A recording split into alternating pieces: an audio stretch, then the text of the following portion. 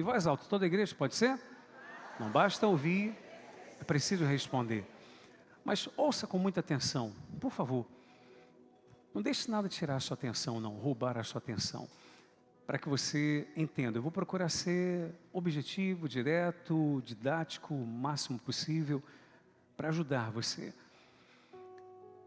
Eu vou ler um episódio da Bíblia que certamente vai abrir os seus olhos, um episódio que você já deve conhecer, mas se não conhece, vai conhecer, mas vai abrir os seus olhos para algumas coisas que são muito importantes para a minha vida, para a sua vida, para o nosso dia a dia, em nome de Jesus.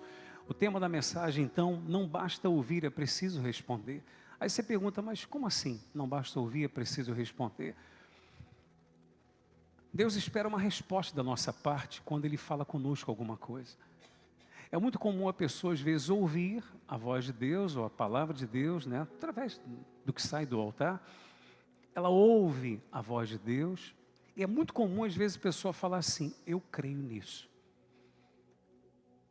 Mas se eu creio, é preciso que haja uma resposta da minha parte no tocante a atitudes que mostrem que realmente eu acredito. Porque muitos dizem crer, mas as atitudes não estão alinhadas com o que sai da boca da pessoa. Compreende isso? A pessoa diz que crê, mas ela continua tendo os mesmos comportamentos, as mesmas atitudes. A Bíblia vai dizer no livro de Gênesis 28, abre aí a sua Bíblia em Gênesis. Primeiro livro da Bíblia, não tem dificuldade para você achar, não precisa nem de ninguém ir te ajudar. Só abrir no início, Gênesis 28, verso 10 em diante. A Bíblia vai dizer assim, vai aparecer aqui no telão também, para você ir na sua casa. Partiu Jacó de Berseba e seguiu para Harã. Tendo chegado a certo lugar, ali passou a noite, pois já era sol posto. Tomou uma das pedras do lugar e fê-la seu travesseiro, e se deitou ali mesmo para dormir. E sonhou, eis posta na terra uma escada, cujo topo atingia o céu, e os anjos de Deus subiam e desciam por ela. Os anjos de Deus faziam o quê, pessoal? Subiam e desciam por ela. Perto dele estava quem? O Senhor. Ele disse, eu sou o Senhor, Deus de Abraão, teu pai, o Deus de Isaque. A terra em que agora estás deitado, eu te darei a ti e a tua descendência. A tua descendência será como o pó da terra, estender-te-ás para o ocidente, para o oriente, para o norte e para o sul, e em ti e na tua descendência serão abençoadas todas as famílias da terra.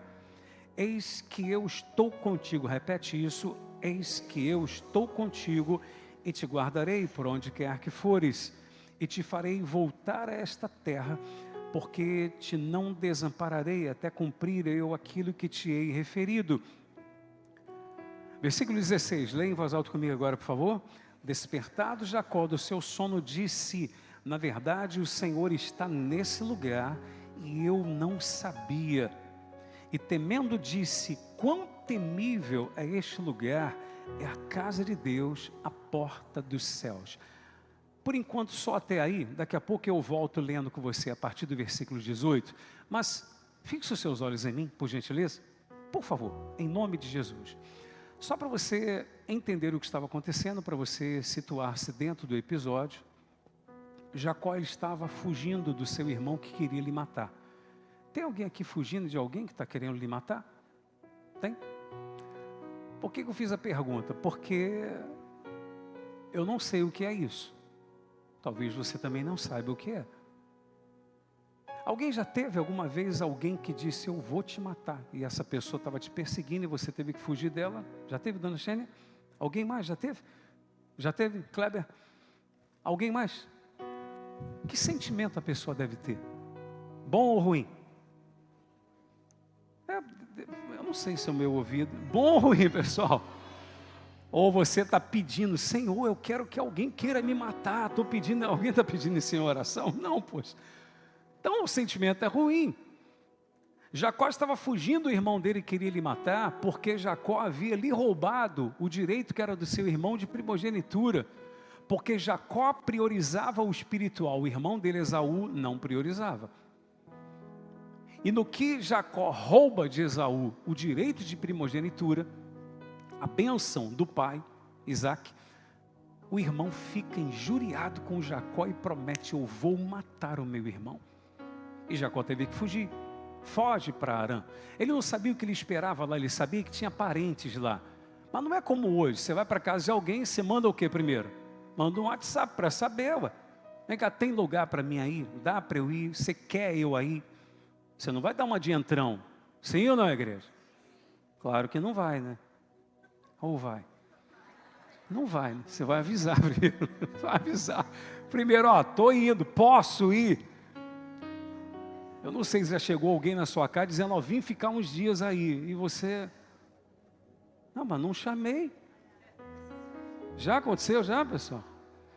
Aí você fala: quem chamou essa pessoa para vir?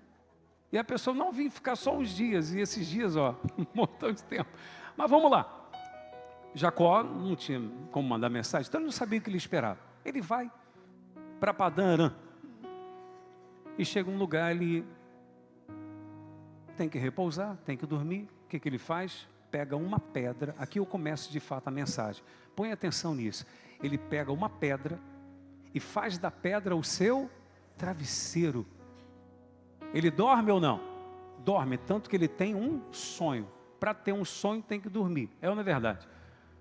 Tem gente, meu amado, que o travesseiro é de pena de não sei o que, a cama é a melhor do mundo e a pessoa tem recursos abertos e não consegue dormir. O cara fugindo do irmão que queria lhe matar, o cara põe a cabeça numa pedra e dorme. Eu quero dizer para você que quem prioriza as coisas de Deus, meu amado, independente das circunstâncias, vai ter paz para dormir. Glória a Deus, igreja. Quem prioriza as coisas de Deus vai ter paz para dormir. O seu travesseiro pode não ser o melhor do mundo, pode ser uma pedra, mas você vai conseguir dormir em nome de Jesus, como Jacó dormiu. A pergunta é: aonde está a nossa cabeça? Jacó colocou a cabeça onde? Vamos lá, participa comigo na mensagem. Jacó colocou a cabeça onde? Numa pedra. Não vou dizer que a pedra mas a pedra, biblicamente falando, a rocha, ela tem uma simbologia muito espiritual. Jesus é a pedra que os construtores rejeitaram. Estão lembrando que ele diz isso? É a pedra angular que os construtores rejeitaram. Jesus não veio para o que era seu e os seus o rejeitaram, mas a todos quantos o receberam, deu-lhes o poder de serem feitos filhos de Deus. Então Jesus é um símbolo, ou melhor, a pedra é um símbolo também de quem? De Jesus. É a rocha que dela saía água para descedentar o povo que estava no deserto. Estão lembrados disso? Que da rocha saía água. Aquela rocha representava Jesus. Então a pergunta é: onde eu e você temos colocado a nossa cabeça? Literalmente, Jacó colocou a cabeça na pedra que simbolizava Jesus. Ele recebe de Deus uma revelação, uma direção para a sua jornada que ele estava começando. Sansão colocou a cabeça onde? Nos joelhos de uma mulher chamada Dalila. Qual foi o resultado disso? Cegueira, humilhação, vergonha e dor. João, discípulo de Jesus, colocou a cabeça onde? No peito de Jesus. Qual foi o resultado? Recebeu de Jesus a maior de todas as revelações. Qual é essa revelação? O Apocalipse. A pergunta é: o que tem ocupado a nossa mente, a nossa cabeça? Porque aquilo que tem ocupado a sua mente, o que tem dominado a sua mente, vai definir o seu futuro. O que eu, Gerson, você que está aqui, você pelas redes sociais, o que nós temos alimentado em nossa mente todos os dias? O que nós temos alimentado em nossa mente? Coisas alinhadas à vontade de Deus, coisas boas ou coisas negativas? O que nós alimentamos em nossa mente? Será que nós ficamos ruminando o passado, que não volta mais? Ou ficamos sofrendo por antecipação com pensamentos invasivos e que a gente alimenta pensamentos de coisas do futuro que nem aconteceram ainda e que boa parte desses pensamentos nem vão acontecer. E a pessoa já está sofrendo por antecipação. Aquilo que você permite dominar os seus pensamentos vai determinar o seu futuro. Compreende isso, igreja? Então, se existe um lugar que você precisa sempre estar vigiando, guardando, chama-se a sua mente, a sua cabeça. Coloque a cabeça nas coisas de Deus, em Cristo, a cabeça na rocha. Busque em Deus ter a mente de Jesus. Quando vierem pensamentos negativos, o que eu faço, Bispo Gerson, quando os pensamentos negativos vierem? Vieram à sua mente? Tá bom, pode vir na minha, pode vir na sua. Primeira coisa que você tem que fazer, isso é de Deus ou não? Combata eles com a palavra de Deus. Leve os cativos a Cristo. Assim está escrito na Bíblia Sagrada, é assim que você vence os maus pensamentos. Peraí, esse pensamento tem a ver com a vontade de Deus? Não, não tem. Então eu vou eliminá-lo, pronto, acabou. Porque a palavra de Deus diz isso, é contrário a esse pensamento. E você vai seguir em frente em nome de Jesus. Glória a Deus, igreja. Primeiro ponto, então, é esse, onde apoia a sua cabeça, o que tem ocupado a nossa mente. Segundo ponto que eu quero que você entenda, não confunda descida com abandono. Pode repetir essa frase? Não confunda descida com abandono. Jacó tem uma visão, Deus lhe dá um sonho, Deus lhe dá uma visão. Ele mostra uma escada. E que os anjos faziam o quê? Desciam e subiam pela escada. Faço uma pergunta para você, sinceramente. Anjo precisa de escada para subir e para descer? Não, não precisa. Mas por que ele descia pela escada e subia pela escada? Escada mostra um movimento. Para que Jacó chegasse ao topo, não era um salto. Você sobe uma escada, leva um tempo. Já deve ter acontecido com você, você que mora em condomínio, que tem elevador. Aí você mora no último andar, ou não sei em qual andar, você chega lá, está sem energia. O que tem que fazer? Aí tem que subir a escada. É uma beleza, é uma verdade. Aí tem que subir a escada. Eu que moro no último andar, ainda tem 2 lances ainda de garagem também, aí é uma beleza quando a gente chega em casa, não tem energia, vamos embora, meu amor. E quando está com compra, aí que é uma beleza, melhor ainda, para subir com as compras na mão. Mas Deus mostra uma escada para Jacó. Eu quero dizer para você o seguinte, a Bíblia deixa claro que Deus era com Jacó. Deus diz, eu sou contigo. Ei, subir e descer faz parte da jornada. Não pense que Deus só está na subida, Deus também está na descida. Amém, igreja? Então descida não quer dizer que Deus te abandonou. Tem pessoas que pensam que Deus só é com ela quando a coisa está subindo. Quando ela está subindo os degraus, não, Deus é com você quando você está descendo também. Ah, mas é preciso às vezes descer? Sim, porque na subida normalmente você só comemora, você só celebra. Na descida você pensa direito como você está caminhando. Se você está indo na rota certa, se você está indo no caminho certo, se você está fazendo as coisas corretas ou não. Sim ou não, igreja? Sim, são nos momentos de adversidade que você para recalcular, digamos assim, a rota da sua vida. Então Deus está na subida, sim ou não? E na descida? Também. Deus está.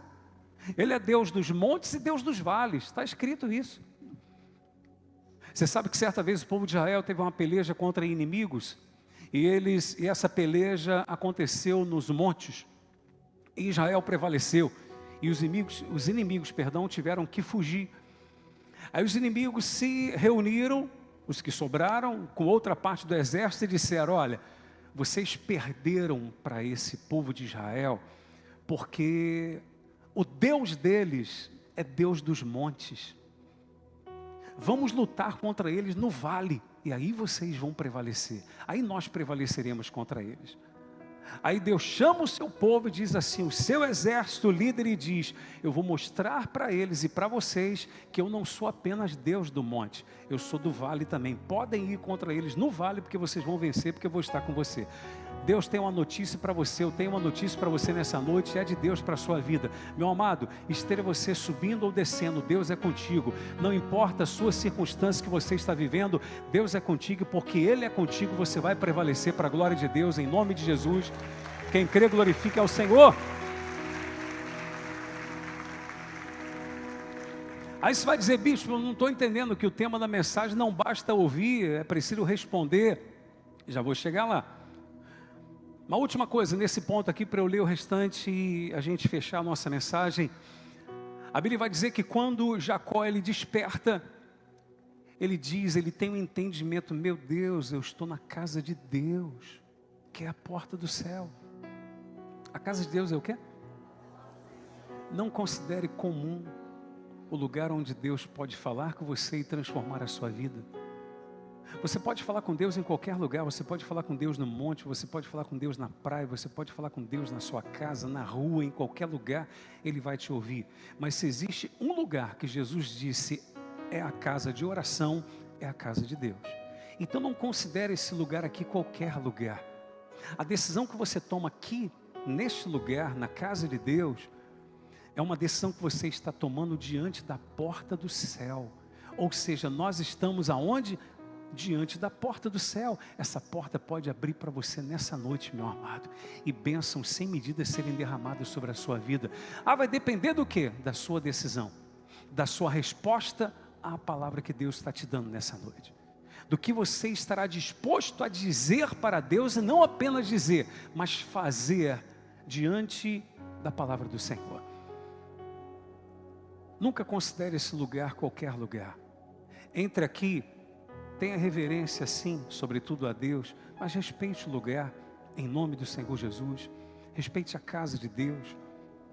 Tenha condutas e comportamentos, claro, em qualquer lugar, em todos os lugares você tem que ter comportamentos alinhados à vontade de Deus, mas na casa de Deus procure realmente pensar bem. A Bíblia até fala sobre isso, Eclesiastes capítulo 5, pensa antes de falar. Pensa antes de falar. Antes de fazer um voto, pensa, porque se você fizer um voto com o Senhor, Ele vai cobrar de você o cumprimento deste voto. Amém, igreja? Então pensa. Por quê? Porque você está diante da porta do céu. Você está na casa de Deus, que é a porta do céu. Agora vamos ler a partir do versículo 18, que eu falei para você. Vamos lá. Tendo se levantado Jacó cedo de madrugada, tomou a pedra que havia posto por travesseiro e a erigiu em coluna. O que ele fez, igreja? Vamos lá, leiam comigo. Sobre cujo topo entornou azeite. Para aqueles que não sabem, azeite na época era algo bem valioso, bem precioso, tá bom? Não era simplesmente como hoje, né? Enfim, embora hoje tenha o seu valor, mas na época muito mais ainda. Continuando. E o lugar, cidade que outrora se chamava Luz, deu o nome de Betel. Fez também Jacó um voto dizendo, se Deus for comigo. Qual a primeira coisa que ele fala? Se Deus for comigo. Lembra que eu disse para você que ele fugia do irmão, mas fugia do irmão porque ele priorizava o espiritual e o irmão não? Tanto é verdade que ele prioriza o espiritual, que a primeira coisa que ele fala com Deus é a presença de Deus. Como quem diz, Senhor, na minha jornada eu preciso da tua presença, porque com a presença de Deus você vai em frente, meu amado. Com a presença de Deus você chega até o fim. Com a presença de Deus você chega no topo da escada. Sem a presença você para no meio do caminho. Muita gente para no meio do caminho porque está andando sozinho. Muita gente desiste de lutar porque está lutando sozinho, com a força do braço, com a sua própria sabedoria, conhecimento, inteligência, e não com a presença de Deus. Com a presença você tem garantia de vitória. Amém, igreja? Digam isso, com a presença de Deus, a vitória é garantida. Então vamos lá, versículo 20, vamos ler juntos? Fez também Jacó um voto dizendo, se Deus for comigo e me guardar nessa jornada que empreendo, e me der pão para comer e roupa que me vista. Então ele pede a presença de Deus, ele pede proteção do Senhor e ele pede pão e roupa, provisão. Sem problema você pedir o que você precisa para o seu dia a dia. Só saiba colocar como prioridade o quê? A presença de Deus. De repente você não tem tido nem uma coisa nem outra, porque prioridade na sua vida é resolver os problemas, é conquistar o que você almeja, é alcançar aquilo que você tem como objetivo. Ao passo que se você priorizar realmente a presença de Deus na sua vida, as coisas que você almeja alcançar, elas vão ser consequência. Amém? Elas vão ser consequências na sua vida e você vai alcançar para a glória de Deus. Amém? Continuando, diz a Bíblia, de maneira que eu volte em paz para a casa de meu pai, o Senhor será o meu Deus, e a pedra que erigi por coluna será a casa de Deus, e de tudo quanto me concederes, certamente eu te darei o dízimo. Aprenda uma coisa, igreja, em nome de Jesus. Há quem diga assim, você não precisa ser dizimista ou dar dízimo hoje em dia, porque dízimo é coisa da lei. Dízimo não é coisa da lei. Dízimo já é muito antes da lei. Nessa época aqui, Abraão deu o dízimo de tudo a Melquisedeque. Jacó estava fazendo agora o voto com Deus de ser um dizimista, de devolver o dízimo a Deus de tudo. Por que ele diz, de tudo quanto o Senhor me der? Porque agora ele não tinha nada. Primeiro que ele estava fugindo, o azeite que ele tinha acabado de fazer o quê? Derramado como oferta para o Senhor. Mas ele fez um voto. Senhor, a partir de hoje, tudo que o Senhor me der, eu vou te dar o dízimo. Faça esse voto com Deus também. Uma pessoa desempregada, ela perguntou para mim certa vez assim: bispo, eu estou desempregado, não ganho nada. Eu posso ser dizimista? Eu falei, você deve ser. Mas ela disse, mas do que eu vou dar o dízimo? De nada. Porque o dízimo de nada é o quê? É nada. A partir do momento que você passar a ganhar alguma coisa, aí você devolve o dízimo. Está ganhando nada. Quanto é o dízimo de zero? Zero. Passou a ganhar 1.000. Quanto é o dízimo? 100. É do Senhor. Passou a ganhar 5.000. 500 é do Senhor. Passou a ganhar 10.000. Então, 1.000 é de Deus. Passou a ganhar 100.000. Quem recebe? Boa parte, hein? 10.000 é de Deus. Passou a ganhar 500.000. Quem recebe, igreja? Melhorou ainda. 50.000 é do Senhor. Amém? Só cuidado com o seu coração para ele não se apegar ao que Deus vai te entregar. Só cuidado.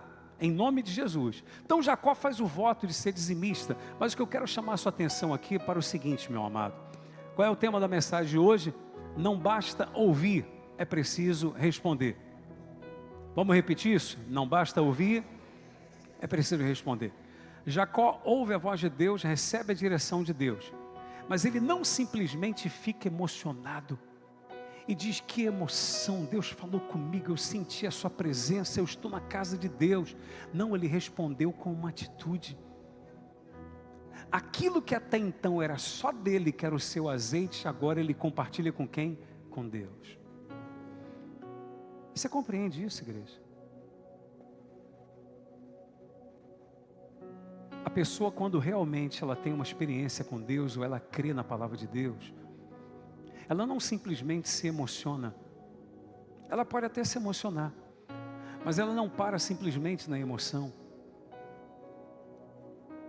O que gerou dentro dela, a fé que nasceu dentro dela, se de fato nasceu, é acompanhada por uma mudança de postura, por uma mudança de comportamento.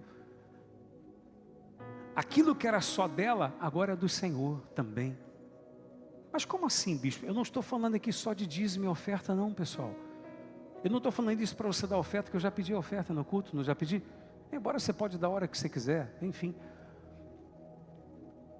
Mas, por exemplo, o tempo que a pessoa tem. Antes era só dela, agora ela arruma um tempo para quem? Para Deus. Na sua agenda não tinha espaço para o Senhor, agora na agenda dela, Deus é prioridade. Compreende o que eu estou dizendo, igreja? Em nome de Jesus. Ou seja, o que era só dela, era só meu, mas agora é do Senhor também. O meu relacionamento não é meu, simplesmente é do Senhor. Então, o que depender de mim, eu vou fazer o meu melhor. Se eu tenho que ter a iniciativa de perdoar ou pedir perdão, então eu vou fazer. Amém, igreja? Mas não basta a pessoa dizer, eu creio na palavra, é preciso ela mostrar que ela crê. Há quem você pergunte, você crê na palavra? Ela diz, eu creio, eu confio. Se eu perguntar, quem crê? Está arriscado todo mundo dizer, eu creio. Mas quantos estão dispostos, por exemplo, a abandonar a vida errada e começar a andar correto com Deus? Sabe que está vivendo no pecado? E você pode dizer para ela, isso está errado. E ela vai dizer, não, eu sei. Mas ela não abandona. Ou seja, não tem resposta da parte dela. Não tem resposta da parte dela, logo não tem resposta da parte de Deus para essa pessoa também. Você compreende isso? Porque a resposta que Deus espera de nós, que falamos, que cremos na sua palavra, é uma resposta de acordo com a vontade dele. Você sabe que Deus manda perdoar, mas está disposto a perdoar? Você sabe que Deus fala para pedir perdão, você está disposto a pedir perdão? Você sabe que Deus fala que nós devemos amar, e você está disposto a amar? É isso. Há um banner que eu pedi para fazer, coloca aqui por gentileza. Eu volto e meia tenho feito esses banners que eu vejo que alguns anotam, uns tiram foto e guardam. A fé. Quem tem fé em Jesus, dá glória a Deus aí, igreja. Amém. A fé não é comprovada apenas pelo que a boca diz quando ouviu Deus. Então não adianta simplesmente você falar, eu creio, eu confio no que eu ouvi e tal. Mas ela é comprovada pelo que as mãos, os pés, as escolhas fazem depois que Deus fala. Qual é a sua escolha depois que você ouve a palavra de Deus? Deus quer fazer o impossível se tornar possível na sua vida. Mas não basta simplesmente falar, eu creio, eu acredito, eu confio. É preciso mostrar com atitude. Como diz a Bíblia lá em Tiago, capítulo 1, verso 22, vai aparecer aqui nesse instante, Tiago 1, 22. Põe aqui, por favor, meu filho. Tornai-vos, pois, o quê? Praticantes da palavra, e não somente ouvintes, enganando-vos a vós mesmos. Ei, é forte isso, hein? O que a Bíblia está querendo dizer é o seguinte: se você apenas ouve a palavra e diz que crê nela, mas não pratica, você está enganando a você mesmo. Porque às vezes o fato da pessoa falar, não, eu creio, eu acredito, amém, graças a Deus, mas não pratica o que ouviu, ela está enganando ela mesma. Quem compreende isso? A Bíblia vai dizer que a fé sem obras é morta, assim como o corpo sem o espírito é morto e para nada serve, a fé sem obras é morta. Aí você vai ler em Tiago, o que é obra? O que são as obras? São atitudes. Atitudes que comprovam que eu creio de fato e de verdade. Então Jacó respondeu àquela visão, àquela palavra que Deus lhe deu. A resposta foi com uma atitude. Senhor, esse azeite aqui, que é precioso, eu estava levando comigo para a minha jornada, para a minha viagem. Lá eu não sei o que me espera, lá eu poderia vender para começar alguma coisa, mas eu vou derramar ele para o Senhor, porque eu acredito tanto que o Senhor vai ser comigo. Amém, igreja? Eu não vou depender disso, eu vou depender do Senhor. Glória a Deus, igreja. E eu gostaria de fazer uma oração nessa noite, para você que está aqui, diz assim, bispo, eu entendi a palavra, e eu quero responder, Deus, mas não apenas com a palavra que sai da minha boca, eu quero responder com uma atitude, determinando diante de Deus aqui que eu vou procurar fazer o que Ele quer que eu faça, procurando abandonar aquilo que Ele sabe, aquilo que eu sei que Ele quer que eu abandone, tendo novos comportamentos. Porque não adianta Deus dizer, vai, e você fica parado. Deus dizer, volta, e você continua. Deus falando, para de fazer isso, e você continua fazendo. Deus dizendo, muda os seus hábitos, e você, não, mas aí você justifica. Sempre tem uma justificativa. Aí não adianta.